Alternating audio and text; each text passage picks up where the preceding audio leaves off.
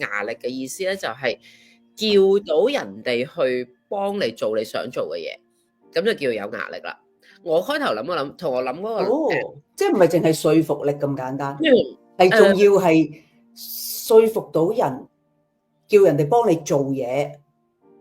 係啊，即係說服人哋去幫你做嘢，係啊，即係我哋唔係淨係前面嘅，即係說服人，即係譬如話辯論好強咁樣，辯論好強，黃子華咁樣，咁佢辯論能力好強啦，佢可以說服人咁樣，即係好似喺呢個即係佢金牙大狀，咩大狀？破地獄咁樣，佢破地獄，佢辯論完之後，跟住啲阿叔走晒啊嘛。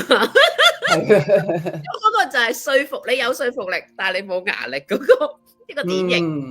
你贏咗人又點啊？走晒，人哋都唔肯幫你做嘢，咁所以唔係即係牙力咧，就唔係齋拗贏人，係要叫到人哋幫你做嘢，係啦。即係除咗說服人之外，仲要叫得喐人，咁樣咬住啲韁繩咁樣叫得喐人咧，咁先叫有牙力咯，係啦。就係咁。咁即係牙力係即係行使到一啲權力嘅，即係你係點得喐人咁樣，係咪咁嘅意思啊？點得喐人啊？同埋即係唔係淨係拗贏咯，係嘛？你係有牙力。我記即係如果我嘅印象咧就係睇下你牙力夠唔夠啦。咁就係一啲有份量啊勁人，咁就叫有牙力咯。即係你唔會話有一個人咧係死拗嘅，包拗頸一條細路，你話呢條細路幾有牙力喎？咁就唔係，嗰啲唔係叫牙力，嗰啲叫駁嘴駁舌。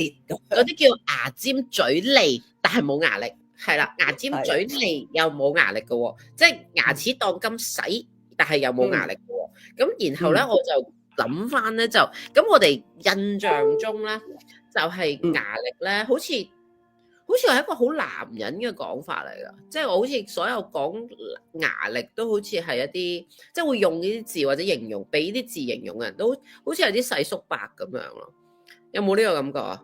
即係你好似即係話啊，佢咪有牙力咯？你叫邊個大佬出嚟咁咪有牙力咯？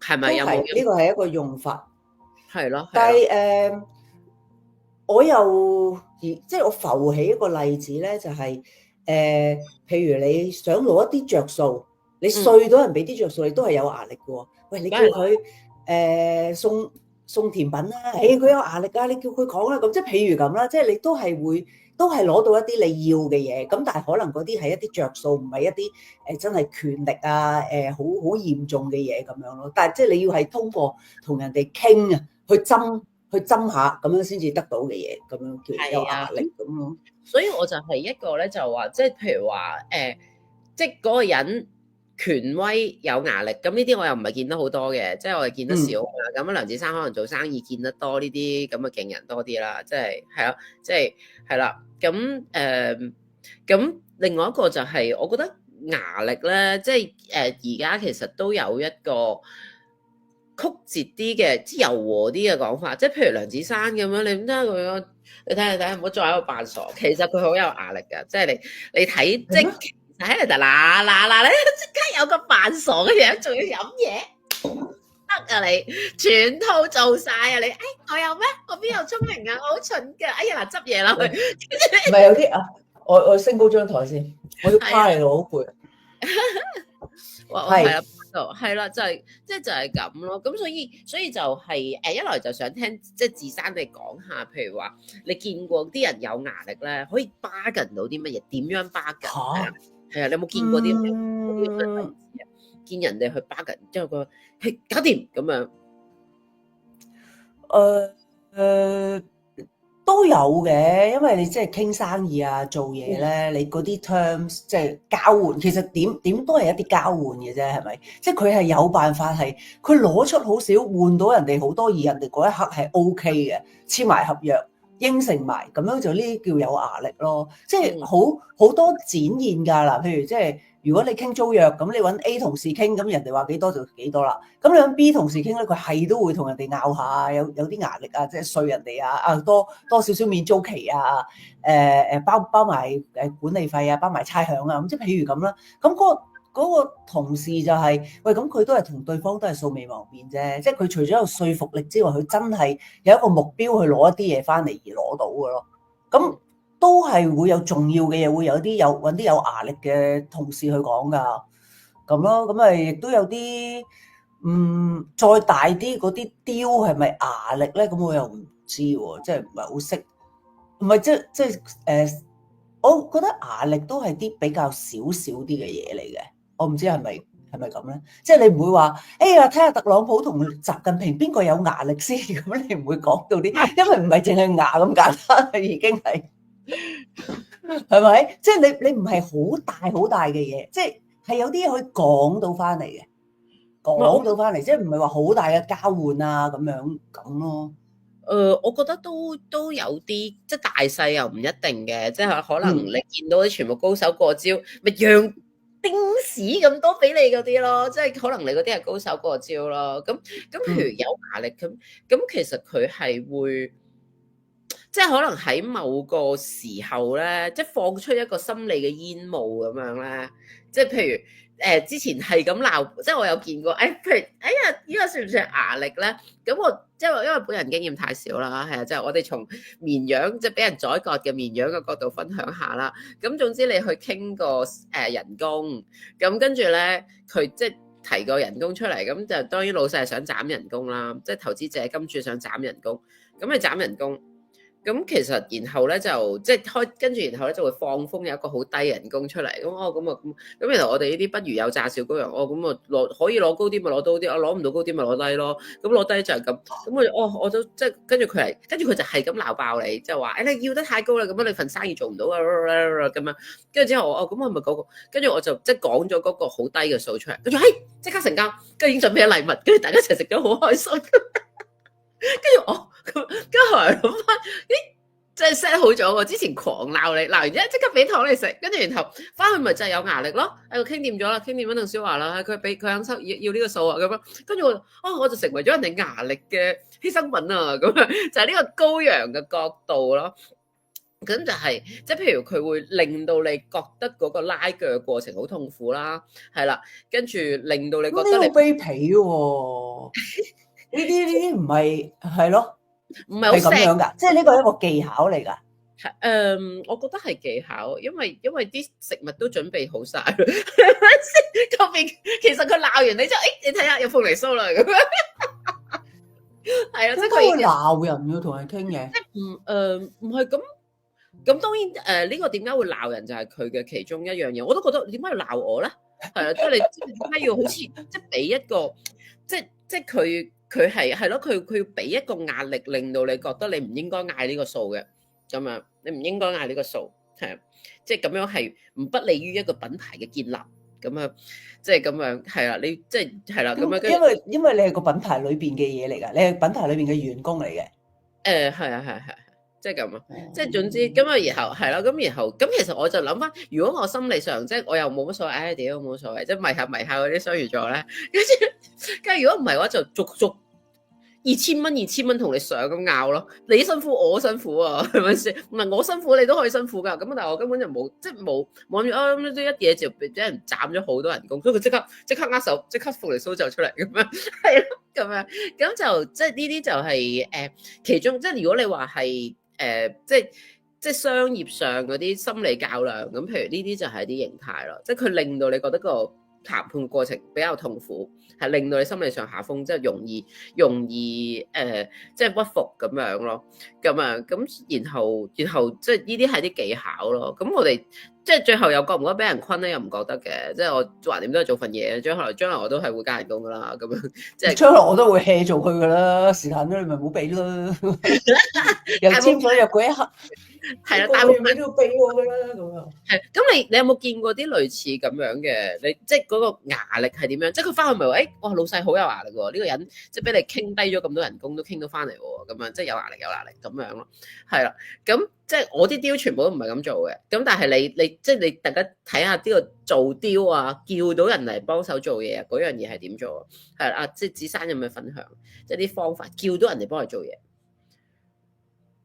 我唔傾向俾一個低啲嘅人工，同埋我唔會鬧人噶咯。即係好唔同嘅。你頭先講嗰個例子，我覺得係嗰條友生意成唔成功嘅？唔係，我想知嗰條友生意成唔成功先？普遍我唔記得，我冇查。我冇。其實你都唔係好在個品牌當中啫，你都唔理人哋業務究竟成唔成功。其實我覺得成功嘅人唔係喺呢啲細位咯，即係市場價咯。譬如你話市場價要高啲，咁我就想知道個理由咁樣咯。咁如果你話市場價我要俾低啲嘅話，假如啊，咁我就會我即係我之前唔係講緊我自己啦，但係即係我唔會覺得呢一個講低少少 offer 係叫做一種壓力咯。即係我覺得係佢能夠，即係其實你成盤生意，即係或者佢個目標賺唔賺錢，咁其實即係正所謂品牌嘅建立就唔係講緊你幾多嘅成本嘅，因為你個成本係你要付出㗎嘛。即係我付出少啲，我個品牌就會建立得好啲。呢個係一個相反嘅説法嚟嘅，即係你付出得多啲嘅品牌會建立好啲。呢個係比較正常。咁如果佢覺得付出得少啲係血汗工廠，即係可以令到佢比較成功嘅，咁佢係一個成功嘅血汗工廠嘅人士咁咯。不過唔同嘅，個個都唔同嘅，即係可能佢做嗰個業務最主要就係人工，咁佢即係劈低啲咁樣，佢真係對佢好大。但係唔知咯，我覺得壓力應該係雙方嗰個強弱懸殊冇咁明顯，咁先至需要展現壓力啦。否則都係一種，即係你太過強勢同埋太過弱勢嘅，即係你唔會話啊，我請個家傭，我淨係俾到最低工資佢，咁樣就係一個壓力咁樣。因為而家好多都會即係加多少少咁樣要求噶嘛。佢話啊，我淨係俾到最低工資佢，我幾有壓力咁樣，咁我又覺得唔係。如果你話更加去到刻薄咁樣，就呢唔係壓力啦。即係我覺得係啲大啲嘅，喺一個公平原則之下，然之後大家會傾到多少少嘢咁咯。即係嗰樣嘢本身有個底盤嘅，即係你係啦嗱，酒席咧就係咁樣噶啦。3000蚊一圍咁樣，酒樓就係3000蚊一圍，寫4000蚊一圍咁樣。咁你傾多隻乳豬翻嚟，咁你學壓力，即係你喺個公平盤上面，你傾多到啲嘢咁樣咯。如果你話太過強勢同太過弱勢，咁就都唔使壓力啦。你咁樣都講唔掂，就唔好做強勢啦，係咪？好，繼續聽下先。咁你通常啲乳豬我都係盡量理解。你啲乳豬點傾翻嚟嘅？我唔傾乳豬，我唔傾呢啲嘅。OK，我唔傾呢啲嘅喎，我唔傾細數嘅喎。即係我唔傾細數，我覺得好嘥我時間嘅傾細數。見唔見到月亮獅子嗰個氣勢？我浪費時間傾埋嗰少少，傾棵葱咁樣。其實所以即係然後即係咁，你係屬於嗰種即係你覺得令到嗰樣嘢覺得喂，大家都有着數啊，開心啊，係咪咁樣？我覺得嗱，如果你有啲嘢係好普遍本嘅，即係譬如你呢一個地方就係3000蚊尺噶啦咁樣，咁你係都要講到2500蚊一尺，咁去展現個壓力，咁我又唔覺得係，咁我可能買嗰個真係會好開心嘅，係一啲壓力喺邊度用咯。你點樣用啊？你點樣用？我點樣用啊？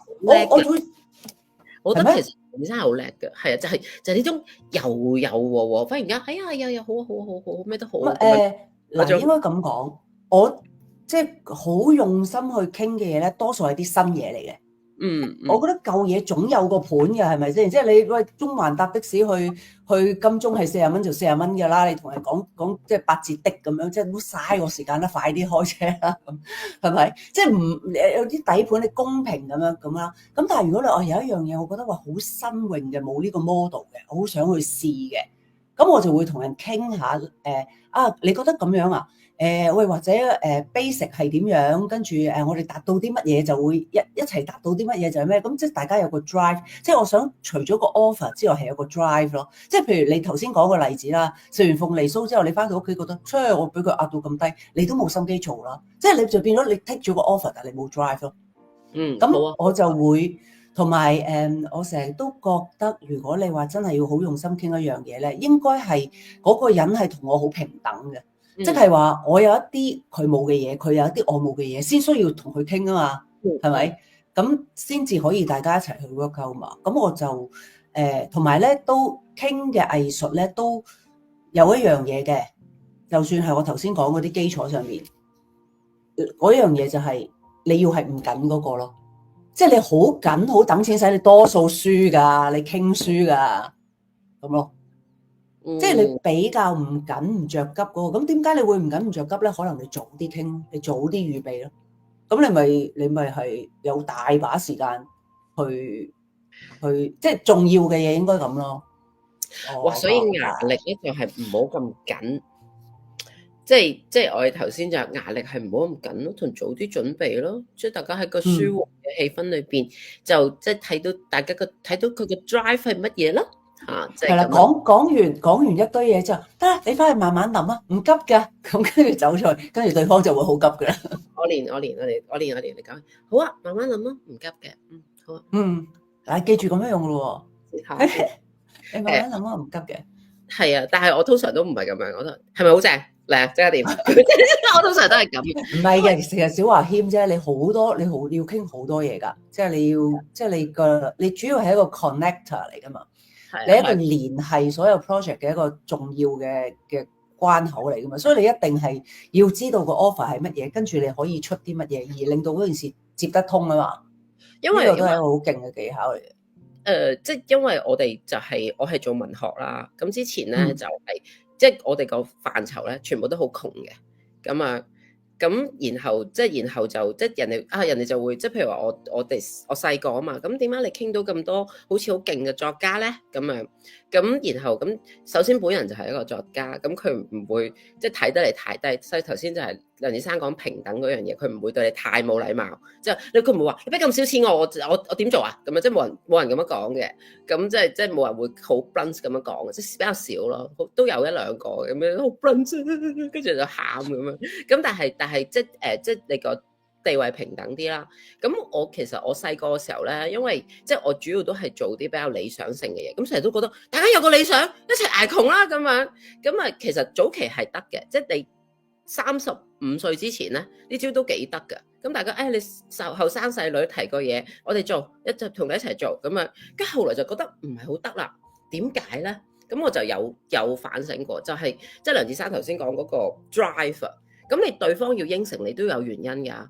咁你之前佢覺得你細個好 Q，個提議好得意咁樣，咁用完啦張卡碌完啦，你唔使已經大個啦，係不知不覺間已經好大個。咁就係不知不覺之間，你已經大個，人哋唔當你係妹妹啦，咁點算咧？咁其實就咁嗰時我就諗就咁咪先，咁就係人哋要有 drive 啦。咁人哋個 drive 係乜嘢？咁最直接就係你個 offer 係好嘅，即係譬如話你係有能力去即係準備咗個 plan，即係譬如話佢個稿費係高過市場嘅。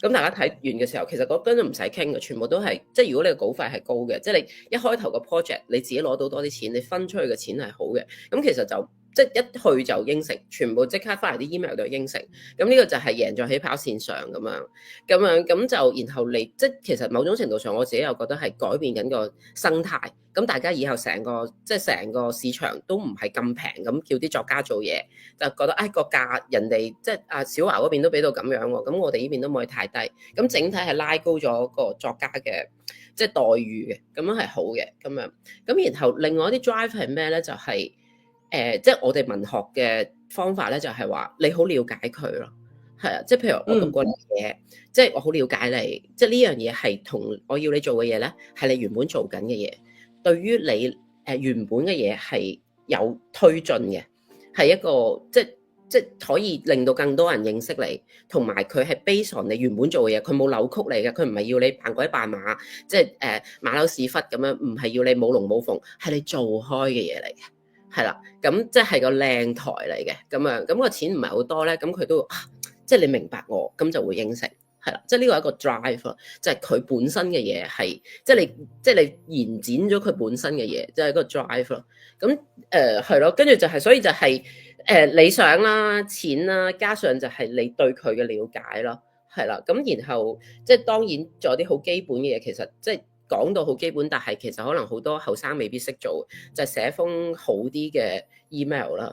咁啊，係啦，係啊，寫一封好啲 email。而家可能 AI 可以做到多好多，做即係負擔呢個工作多啲，即係寫一封好嘅 email，嘢講清楚，前後禮貌表達，跟住講清楚，同埋中間一定要有啲人性嘅 touch，就係你明白佢嘅作品，同埋你即係講你點解想請佢嗰個原因講得好。咁咧就即係通常即一個好嘅 email 邀請 email 就係咁咯。咁就呢個就即係後來發覺即係有一段時間係好多後生都唔識做嘅，即係佢哋即係你做唔做呢個嘢啊？跟住即係我有時都收到啲 email，哇咁點做啊？咁即係咁你就即係咯。咁呢個係一啲少少溝通嘅嘢啦。AI 而家都好多 AI 嘅。你令我諗起，我都曾經做過一樣嘢，可能令到大家覺得我好有壓力嘅，就係嗰陣時咧，我做足球隊嗰陣時咧，咁因為足球隊咧係喺香港嚟講咧，俾人一種波牛嘅感覺啊！我哋搞足球嗰陣時係2006年。咁啦，咁跟住咧就南華足球隊嘛，因為係一個100年嘅足球隊啦，所以就即係佢有佢咧都未有香港足協嘅，即係咁耐歷史嘅。咁你攞住個咁嘅球隊咧，但係嗰陣時大家都會覺得，中意踢波嘅就係波牛啦咁樣。咁所以咧我就諗到啊，即係啲好即係形象上嘅改變啦，即係想佢哋專業啲啦，同埋即係形象好啲啦咁樣啦。咁就所以咧就去揾一啲西裝嘅贊助喎，就去。咁咧就跟住我就傾到 Giorgio Armani 翻嚟，咁就 Giorgio Armani 咧就喺我哋2006年啦，佢只係喺2002年嘅時候贊助過英格蘭國家隊嘅啫。咁連意大利國家，因為 Giorgio Armani 係一個意大利嘅品牌啦，咁咧就連意大利國家隊都唔係 Giorgio Armani 贊助嘅喎，意大利國家隊咧都係只係揾到啊，即係嗰陣時啲人係咁講啊，只係揾到Dolce & Gabbana 贊助。咁但係呢一個 Giorgio Armani 咧就反而係贊助英國國家隊，當時嘅英國國家隊係有碧咸啦、奧雲啦咁樣嘅，所以嗰張相咧係好經典。咁我最後就令到南華足球隊都影咗嗰一張同英國國家隊一樣嘅相，就喺2007年就得到 Giorgio Armani 嘅贊助啦。咁喺呢一個贊助之前咧，即係莫講話 Giorgio Armani 嘅贊助啊，即係你 G2000都唔會想贊助你咁樣。咁所以頭嘅喎，你好嘢，揾到個 G 字頭嘅。係啊。咁所以咧，咁可能嗰單嘢就係即係大家覺得哇咁樣，即係我諗到而家都好多人記得嘅。咁就哇呢個人咩解救點解咁有牙力咧？咁樣咁可能嗰個就係一個牙力嘅展現啦。其實都有好多你頭先講嘅一啲嘅元素嘅。即係我而家諗翻起咧，嗰陣時咧，我哋咧有個 office， 即係我哋個 office 咧。就喺呢一個皇室堡啊！你有冇去過皇室堡裏面？即係上邊啲 office 嗰度，即係上面都好多公司啊！有時有家私公司啊，又有呢一個係啊！當年班球星好靚仔係嘛？咁咁嗰個皇室堡個 office 咧就係一排嘢咁嘅，打橫一排咁樣嘅，佢係梯形嘅一排咁。嗰排嘢咧就係望住維多利亞港嘅。同埋維園嘅，即係先維園，跟住再維多利亞港。你諗下個景幾靚？咁咧嗰陣時咧，係啦。咁咧其實咧公司唔係話特別有錢，即係公司亦都冇 budget 搞球隊嘅，係冇 budget 搞即係球隊啦。咁但係咧喺公司裝修嗰陣時咧，我就有參與意見啦。咁咧我就話嗰個咁靚嘅海景，即係正常咧一翻嚟嗰個。首先設計師個圖咧，就梗係嗰啲海景房全部做晒老細房啊、經理房一排咁樣啦。跟住咧，我就話唔得啊，成張式要改過晒，全部經理房都係冇窗嘅，但係門口係玻璃，就望翻個海景。然之後咧，個海景咧要成為一條走廊，即係所有嘅客人同埋 staff 都要喺嗰條走廊度行，跟住行入去佢哋自己嘅 section 嗰度。全公司最靚嘅地方要我嚟做走廊，然之後走廊嘅前邊就係一啲 meeting rooms。咁我就記得嗰陣時咧，去開呢個會嘅時候咧，仲客人未嚟之前咧，我就同同事講，全部同事背窗坐，即係背住個窗坐，然之後俾客人係望過維多利亞海景嘅景嘅。咁雖然人哋個 office 其實喺中環，咁但係其實佢都會覺得好 impressive。哇！喺呢度見到維園，然之後維多利亞港嘅景真係好靚嘅。咁就咁即係坐喺嗰個 office 裏邊，即係嗰個會議，當然就亦都係有好多嘅你講嘅技巧啊，譬如了解佢哋啊，佢哋嘅需要啊，佢哋之前做過乜啊，同埋你最緊要係說服到點解人哋要贊助你咯。即係講真，買30套西裝俾你，我都唔想同你傾啦，你買唔買唔買唔買啦，係咪先？即係 Giorgio Armani 喎，咁但係你而家叫人哋贊助你，同佢傾一個 terms， 你要說服人哋，我哋南華足球隊係可以俾到一啲嘅 commercial value 嚟嘅，幾難啊，簡直係騙案啊，係咪先？咁我覺得即係好多心理因素就係即係包括咗你頭先講嘅一啲嘢啦。其實即係你話一個好嘅 proposal 啊，一個有禮貌嘅 email 啊，有策略咁樣邀請人哋話可以同你哋開個會嘅，我哋睇咗你個 proposal，可以同你開個會。哎呀，唔知可唔可以邀請你哋嚟我哋 office 嗰度咁樣咧？咁即係類似種種嘅安排啦咁。咁就係話，當爆咗出嚟話揾到 Giorgio Armani 嘅贊助嘅時候，係真係全港係轟動嘅，即係當時係好多嘅報導咯，即係覺得係香港揾贊助界裏邊嘅一件好有壓力嘅事咁咯。天花板係啦，即係球隊贊助天花板咁樣。咁我覺得即係未講到最入肉嘅，即係我覺得前面嗰部分已經係超越咗我哋想象㗎啦。繼續係非常之梁志山，非常之巨蟹座。家居嘅計劃嗰度，智勝開始係啦，即係一開頭喺個圖則嗰度已經贏啦。終有一日呢條咁靚嘅走廊、咁靚嘅公共區域係要攞嚟換取一單，冇錯，冇錯。嗰陣時我仲講咗一句嘅，我改嗰陣時我話，全部經理鬥最多人工，數乜要對住個海景啫？全部坐走廊，坐晒後邊咁樣。客人即係俾客人，即係你。嗰個地方就係譬如佢30蚊一尺，假設啦，我唔記得幾多錢一尺啦。30蚊一尺咁樣，其實有20蚊係俾咗個海景嘅。咁你仲俾最高人工嗰啲人坐，擺佢哋去柴房啦，係咪先？咁然之後佢哋去見客嘅時候有面子啊嘛，所以呢個係啦，即係因為係啦，你亦都俾客人有面子啊！哇，好靚喎咁，即係真係個個都去影下個海景咁樣咯，係啊。贏得好有氣勢㗎，咁個 proposal 啦，請咗 proposal 好，咁當時嗰個形態咧，係咪最後嗰句都係唔急㗎？你翻去慢慢諗啊，係咪咁嘅？最後嗰句都係咁樣。咁咧應該可以咁講，因為以前嘅 preparation 實在太早啦，樣嘢都 prep 下一季嘅，即係唔係好似我哋咁今日呢個節目講咩，我哋今日晏晝先 prep 㗎嘛。係咪？但係以前你下樣嘢都 prep 一季嘅，即係而家同你已經係講緊出年8月，我哋就要影嗰張團體照咯咁樣。咁但係可能係今年嘅10月就開始講足10個月咁樣。咁所以其實即係亦都係好多嘢可以做到咯。即係佢一話應承嘅時候，哇好嘢咁。即係仲有一樣咧，仲得意嘅。其實同一時間咧，我係即係嗰一年啦嚇，要預傾一年啦。咁人哋未應承嘅時候咧，即係因為我一上馬嘅時候已經係8月，已經係開操啦咁樣。咁所以你要傾定下一年啦。咁第一年咧都要買一套西裝去影相噶嘛，係咪？咁嗰陣時咧，我真係去傾馬莎同埋 Giorgio Armani 兩間一齊傾。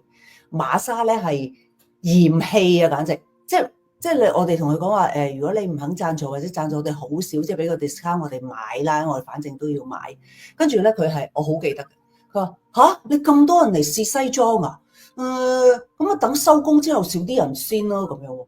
喂，幫襯你喎，佢只係俾我95折啫喎，同你買30套西裝喎，唔止啊30幾套，因為有埋職員，同你買30幾套西裝，咁你平時都唔會一次過買30套西裝啦，貴賓啦，係咪啊？佢係覺得你阻住佢，即係嗰種嫌棄啦，係真係咁好都好，因為我只可以喺 G2000同埋馬莎之間揀，咁都馬莎都仲叫做厚啲嗰啲絨，係咁所以你知即係 G2000咧，當年好似啲而家嗰啲 Airsim 咁嘅樣噶嘛，嗰啲西裝，所以咁嗰陣時就第一年就真係買馬莎嘅西裝嘅，咁跟住咧就第二年就得到 Giorgio Armani 嘅贊助啦，贊助咗唔知5年定6年嘅。係啊，後尾仲贊助埋便服添嘅，咁咯。咁可能呢一個就係可能大家會覺得哇好有壓力，但係即係同樣嘅人做同樣嘅嘢，喺馬莎之中就唔會有壓力咯。所以我覺得都有啲緣分嘅，即係有時你係有啲緣分啦咁樣。